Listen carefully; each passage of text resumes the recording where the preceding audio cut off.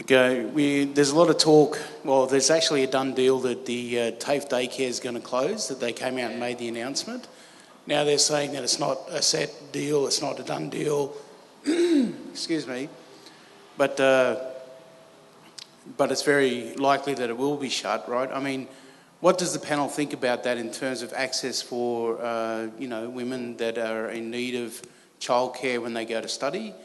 Women that have a second language that they study at university, the access that takes away from those women, and also the teaching facility that the TAFE daycare provides for the teachers. And it was an award-winning thing, and only 2 years ago it was on the TAFE website being applauded as a shining star of the TAFE education system for childcare. What does the panel think about that? Thank you. If I can begin the comments. I spent quite a few years teaching mature age women at university who had begun, against their biggest fears that they were inadequate, who had begun to study to try to improve their awareness of the world, I suppose, as parents and as mature adults.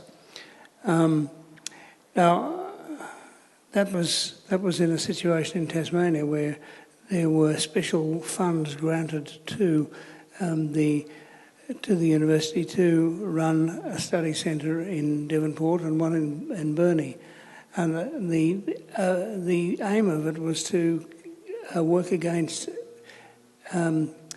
youth unemployment, try to give the people who couldn't afford to go to Hobart or Melbourne for a university education, try to give them an opportunity to get a post-secondary experience. Well, we did have quite a few people in that category, but we had an equally large number of mature adults, and most of those were women, and most of them didn't really believe in themselves and thought they were being pretentious in joining the study groups. They well and truly, when assessment time came around, demonstrated that they were far from inadequate, that they were in fact quite superior to some of the younger students in terms of their ability and in terms of their commitment. Now, that's a similar story to the sort of stories that are told by TAFE teachers all the time. Now, a lot of those people are beyond actually having to bring children to TAFE with them. But when I was in university in Western Australia in the 60s, there were people who brought their children, colleagues of mine as students, who brought their children along, and they did have childcare facilities there. When I taught at the University of New England, they had childcare facilities there. It's quite common for those people to be able to continue the self-improvement that they take on, and they take it on as well as living a full-time life. And it really is that they get proper value and they get proper opportunities because of that.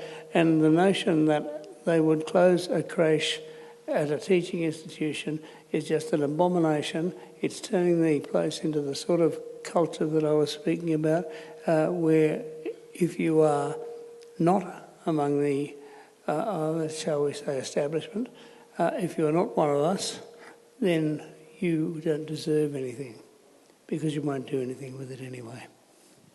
Yeah, sure.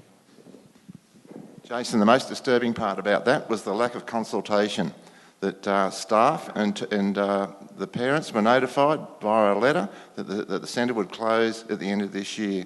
There was no community consultation, and it was only that a group of community people got together and decided to challenge that suddenly there's been some action. And that's been a story of TAFE for quite an amount of time. There is no community consultation. Things are just, handed down. This is going, that's going, it's been cut. Most people don't know what's going on, and that's the disturbing part about it. And as a centre of excellence, it has been established as one of the top childcare centres in New South Wales, and we've had a lot of Somalian refugees in Goulburn, and they would only be able to do the courses that they do because the children's centre's there. So you know, and when that centre goes, there's another nail in the coffin of courses that can be run. This is what's happening to TAFE. You run down enrolments, and then critical services are not being used, and TAFE management says, oh, but they're not necessary. Nobody's going there. There's no enrolments there, so we'll shut it down. It's not that there's anything wrong with the service. It's not that there isn't a demand for the service. They're being strangled by the budget, by the cut in student numbers. I have to say the second non-violent direct action I was ever involved in was occupying the Vice-Chancellor's office at the University of Melbourne in 1973 because he was totally refusing to provide childcare for female students with children. It's a fundamental human right. Education is a fundamental human right. We create, by not providing childcare, it's largely for women, we create barriers. We create barriers to accessing that fundamental human right. The third thing I'd say is we live in the electorate of the minister who is working on domestic violence. And there has to be a recognition at some stage that a critical solution to a critical part of solving the plague of domestic violence in Australia is empowerment of women. And a critical component of empowering women is creating educational opportunities.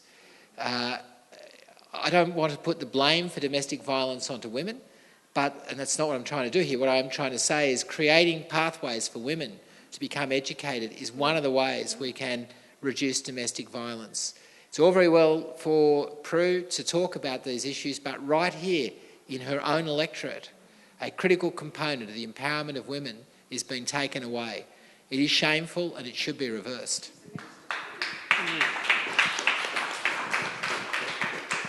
And on top of that, those women to whom John referred get enough opposition to taking up study at home.